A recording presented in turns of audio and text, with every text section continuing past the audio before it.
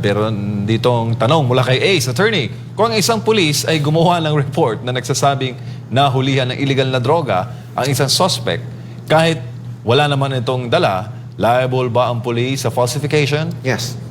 Liable, making untruthful statement of narration of facts. Untruthful statement, yan. Pag naka-under oath yan, perjury. So, yun ang mga criminal liability ng police. Plus, pwede pa mademanda sila ng administrative liability, matanggal sila sa serbisyo on the ground na gumagawa sila ng kasinungalingan and at the expense ng isang suspect. Don't forget na ang police, ang role ng police is to implement the law, to enforce the law, not to break the law. Lalo na not to break the constitutional right ng mga akusado.